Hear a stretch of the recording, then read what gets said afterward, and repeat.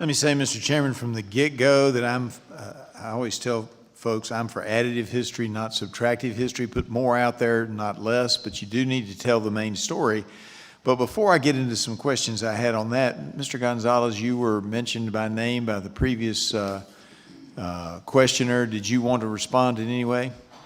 Yes, thank you for the opportunity. I agree with Representative Johnson wholeheartedly that history is not meant to fit a political narrative.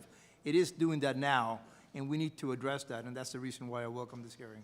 Thank you for letting me answer. Absolutely, thank you.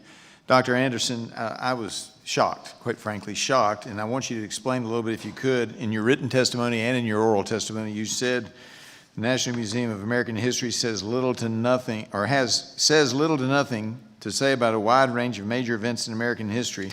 The colonial period? They don't have much on the colonial period? No, sir. You know, because one of my complaints is that in the murals in the Capitol, they get it wrong.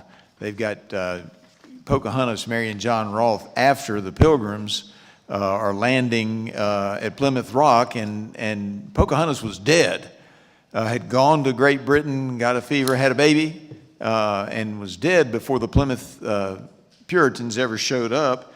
And they don't have any of that discussed in any way that you know, Jamestown and all that was there. And note, I come from the western part of Virginia, but we're still proud of Virginia history. But I probably represent the largest number of descendants of Pocahontas because they moved west. There's very little. I mean, you really have to hunt for it. Yeah. You've already talked about the American founding, but the Louisiana Purchase and the explorations by Lewis and Clark, very little on that? There's one wall, partial wall. That's all I've seen on that. It says next to nothing. And to go back to the founding for a second, Dr. Hartig spoke about how there were a dozen exhibits to deal with the founding.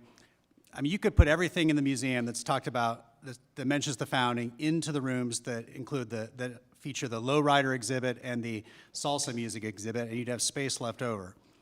There's very little on the founding. A lot of it is not very colorful or interesting. For example, when, even in the exhibit on the price of freedom, I think it's called, about our wars, where it talks about the Revolutionary War, which is a pretty good exhibit, somehow it doesn't even mention the crossing of the Delaware or the winter at Valley Forge, the more colorful aspects, the more stirring aspects of our history. I bet it doesn't get into Lord Dunmore's war either. That's another story. I'm really concerned about the Lewis and Clark expedition because while Mr. Smithson's donation was relatively vague, he was what would have maybe been referred to at the time as a natural philosopher, a mineralogist, et cetera. And there's not a display on all the different new animals and creatures and things that Lewis and Clark saw when they went west. The first time it was documented for the people in the eastern United States. Are you telling me that's not in there? Not to my knowledge. And you talk about the Salsa Museum, and I don't have any or the Salsa display, and I don't have any problem with going through various genres, but you said in your testimony that there's nothing on big bands, jazz, the American Songbook. Is that correct? Yeah, except for, I mean, there may be a mention or two that would qualify for that in the Entertainment Nation exhibit, but nothing devoted to that in particular.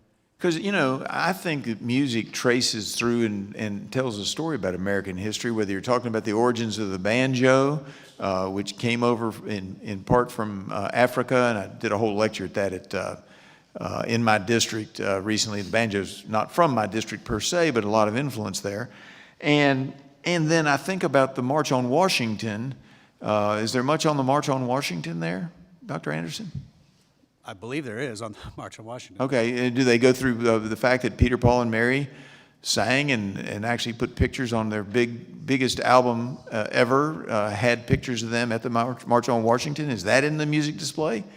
I mean, because to me that's a big part of the history of the country, and a big part of the history of Washington, D.C. was the March on Washington, for so much that it did so much good.